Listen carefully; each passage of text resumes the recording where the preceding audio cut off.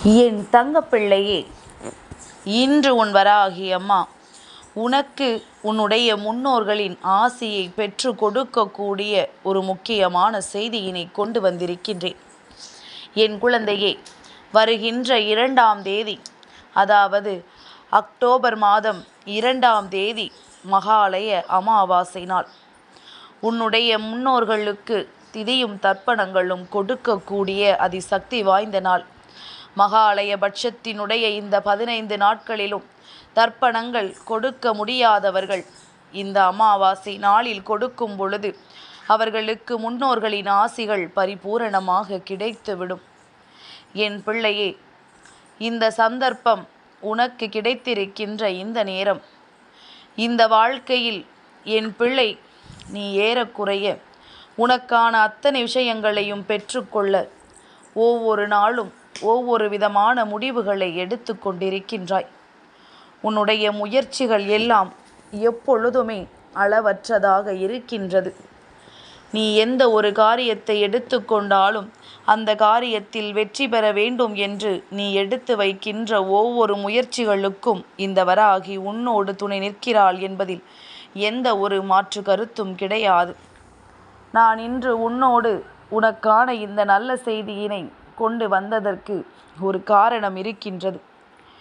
என் பிள்ளையே, இந்த வாழ்க்கையில் எத்தனையோ பிரச்சனைகள் உனக்கு வரும் பொழுதெல்லாம் தெய்வம் ஒன்றே கதி என்று நம்புகின்ற உனக்கு நிச்சயமாக தெய்வத்தின் அன்பும் உன்னுடைய முன்னோர்களின் அன்பும் கிடைக்கும் பொழுது நீ செய்கின்ற விஷயங்கள் முழுமையடையும். இந்த வாழ்க்கையில் எந்த ஒரு விஷயத்தை எண்ணி என் பிள்ளை உன் வாழ்க்கையை நகர்த்தி கொண்டிருக்கின்றாயோ அந்த விஷயங்கள் எல்லாம் நிச்சயமாக உனக்கு சட்டென்று ஒரு முடிவை கொடுக்கும். முன்னோர்களின் ஆசியை பெறுவது என்ன அவ்வளவு முக்கியமான விஷயமா என்று சிலர் கேட்கலாம். என் பிள்ளையே, எப்படி குலதெய்வத்தின் ஆசி உனக்கு தேவைப்படுகின்றதோ, எப்படி உன்னுடைய இஷ்ட தெய்வத்தினுடைய அன்பு உனக்கு தேவைப்படுகின்றதோ, அடுத்ததாக உனக்கு தேவைப்படுவது உன்னுடைய முன்னோர்களின் அன்பும் அரவணைப்பும்.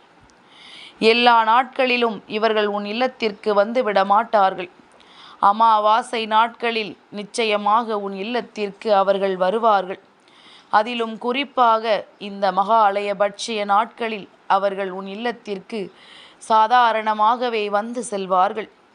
மகாலய பட்சத்தினுடைய இந்த அமாவாசையில் அவர்கள் உன் இல்லத்திற்கு வருவதோடு மட்டுமல்லாமல் உன்னுடைய சில விஷயங்களை அவர்கள் முடித்து கொடுப்பார்கள்.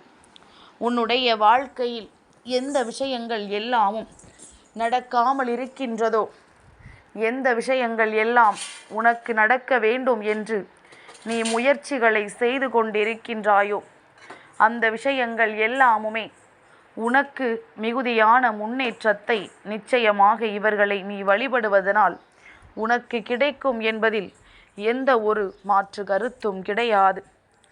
என் பிள்ளையே, இந்த வாழ்க்கை உனக்கு தருகின்ற ஒவ்வொரு விஷயங்களும் உன்னுடைய எண்ணங்களை எப்படி எல்லாமோ மாற்றி வைத்து கொண்டிருக்கின்றது. தேவையான விஷயங்களை சிந்திப்பதும் சரி, தேவையில்லாத விஷயங்கள் இந்த வாழ்க்கையில் உனக்கு நடக்கும் பொழுதும் சரி, என் பிள்ளை எப்படியெல்லாம் நாம் இந்த வாழ்க்கையை வாழப்போகிறோமோ என்று எண்ணி மனம் வேதனைப்பட்டு கொண்டிருக்கின்றாய். இந்த நாட்களில் உனக்கான விஷயங்கள் ஒவ்வொன்றும் உன் கைகளில் கிடைக்க வேண்டும் என்ற விதி இருந்தால் அது அவர்களால் நிச்சயமாக கொடுக்கப்படும். நாம் எல்லா நாட்களிலும் நம் முன்னோர்களை வழிபடுவதில்லை. ஆனால் அவர்களுக்கென்று உகந்த நாட்கள் வரும் பொழுது அவர்களுக்கு செய்ய வேண்டிய விஷயங்களை நீ சரியாக செய்யும் பொழுது அவர்களும் மனநிறைவோடு இங்கிருந்து செல்வார்கள் அல்லவா? என் தங்கமே, தெய்வங்களுக்கு உகந்த நாட்கள் வரும் பொழுது எப்படி அவர்களை நினைத்து மனதார வழிபட்டு தெய்வத்தின் அன்பை பெற நினைக்கின்றாயோ அதுபோலத்தானே முன்னோர்களின் அன்பையும் நீ பெற துடிக்க வேண்டும். அதனால் என் பிள்ளை, நீ வருகின்ற மகாலய அமாவாசையில் உன்னுடைய முன்னோர்களுக்கு நீ செய்ய நினைக்கின்ற விஷயங்கள் எவ்வளவோ இருந்தாலும் அதை செய்ய முடியவில்லை என்று எண்ணி வருந்தாதே. நான் சொல்கின்ற இந்த ஒரு விஷயத்தை மட்டும் அவர்களுக்காக நீ செய்தால் போதும். நான் சொல்கின்ற இந்த காய்கறிகளை வைத்து அவர்களுக்கு சமைத்து நீ படையலிட்டால் போதும். நிச்சயமாக அவர்களினுடைய அன்பும் அருளும் உனக்கு கிடைத்துவிடும். இந்த வாழ்க்கையில் உனக்கு கிடைக்கப் போகின்ற ஒவ்வொரு நன்மைகளும் என்னவென்று அந்த நொடியே உனக்கு தெரிந்துவிடும். முன்னோர்களின் ஆசி உன் வாழ்க்கையில் மிக பெரிய அற்புதங்களை எல்லாம் நடத்தி கொடுக்கும். யாருக்கும் கிடைத்திடாத ஒரு வாய்ப்பு உனக்கு கிடைக்கிறது என்று நான் சொல்கின்றேன். இதை என் பிள்ளை நீ சரியாக பயன்படுத்தி கொண்டு இந்த வாழ்க்கையில் உனக்கான அத்தனை நன்மைகளையும் நீ பெற்று கொண்டாலே போதும். எதிர்வரக்கூடிய சூழ்நிலைகளை நீ நிச்சயமாக நல்லபடியாக எதிர்கொண்டு இந்த வாழ்க்கை முழுவதையும் நீ உனக்கானதாக மாற்றிவிடுவாய். முன்னோர்களுக்கு பிடித்த உணவுப் பொருட்களுள் 4 அம்மா சொல்கின்றேன். அது மட்டுமல்லாமல் குறிப்பாக நான் சொல்கின்ற இந்த ஒரு காய்கறியை நீ சமைக்கவும் வேண்டாம். அதை பற்றியும் நான் உனக்கு சொல்லிவிடுகின்றேன். என் குழந்தையே, பொதுவாக அமாவாசை நாட்களில் சமைக்கக்கூடிய பொருட்களுள் முதன்மையான பொருள் பாகற்காய். இந்த பாகற்காயை நீ நிச்சயமாக சமைக்க வேண்டும். அடுத்ததாக பீர்க்கங்காய். பீர்க்கங்காய் உனக்கு கிடைக்கும் பொழுது அதை நீ நிச்சயமாக சமைத்து அவர்களுக்கு வைத்து வணங்கலாம். இல்லை, எனக்கு இது கிடைக்கவில்லை என்று நீ சொல்லும் பொழுது உனக்கு கிடைத்த நான் சொல்கின்ற காய்கறிகளை வைத்து உணவு சமைத்து விடு. என் குழந்தையே, அடுத்ததாக வாழைக்காய், 4வதாக பலாக்காய். இந்த 4 காய்கறிகளையும் வைத்து உணவு படைக்கும் பொழுது 1008 காய்கறிகளை வைத்து முன்னோர்களுக்கு உணவு படைத்ததற்கு சமம். ஒவ்வொரு காய்கறிகள் பலவிதமான காய்கறிகளை சமைத்ததற்கான பலனை கொடுக்கும். உதாரணத்திற்கு சொல்ல வேண்டும் என்றால், என் பிள்ளையே, இப்பொழுது ஒரு பலாக்காய் சமையல் செய்தாயானால் ஒரு பலாக்காய் ஒரு 400-500 காய்கறிகளை உள்ளடக்கிய சத்துக்களை கொண்டது. அதனால் உனக்கு இந்த 4 காய்கறிகளும் சேர்ந்து 1008 காய்கறிகளினுடைய பலன்களை கொடுத்துவிடும்.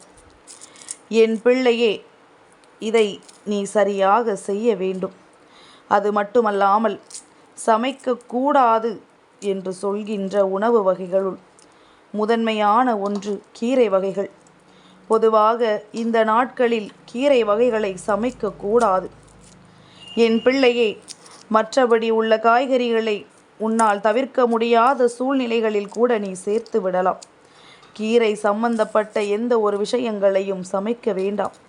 அதுபோல முள்ளங்கியும் இதுபோலத்தான் நீ சமைக்கக்கூடாது. என் குழந்தையே, அம்மா நிறைய விஷயங்களை சொல்லி உன்னை குழப்ப விரும்பவில்லை. உனக்கே அப்படியானால் நாம் எதைத்தான் சேர்த்து சமைப்பது என்பது போன்ற ஒரு எண்ணம் தோன்றிவிடும். குறிப்பாக சமைக்கக்கூடாது என்று நான் சொன்ன இந்த கீரை வகைகளையும் முள்ளங்கியையும் நீ தவிர்த்துவிடு. என் குழந்தையே, அவர்கள் உனக்கு நீ என்ன படைத்தாலும் படைக்கவில்லை என்றாலும் ஆசிகளை வழங்குவது உறுதி. அதில் அவர்களுக்கு பிடித்ததை நீ செய்து விட்டாய் என்றால் அவர்களுக்கு மட்டற்ற மகிழ்ச்சியாக இருக்கும் அல்லவா? எல்லோராலும் இதை சரியாக பின்பற்றிவிட முடியாது. ஏனென்றால் நான் சொன்னது போல பீர்க்கங்காய் கிடைப்பதோ பலாக்காய் கிடைப்பதோ எல்லோருக்கும் வசதிப்பட்ட விஷயம் அல்ல. என் பிள்ளையே, மனதார அவர்களை நீ வணங்கு. ஒரு சொம்பு நிறைய நீரை வைத்து அவர்களுக்கு ஒரு தீபம் ஏற்றியாவது அந்த நாளில் நீ வழிபடு. நிச்சயமாக அவர்களின் ஆசிகள் உனக்கு கிடைக்கும். நீ செய்கின்ற இந்த தவறுகளை எல்லாம் ஒரு நாளும் அவர்கள் நினைத்து வருந்த மாட்டார்கள். உன்னால் முடிந்தால் நீ செய்ய போகின்றாய். செய்ய முடிந்தும் செய்யாமல் விட்டால் அதுதான் கஷ்டம். அதையும் நீ புரிந்து கொள். உன்னால் முடியும் எனும் பொழுது அதை நீ செய்வதில் எந்த தவறும் இல்லை.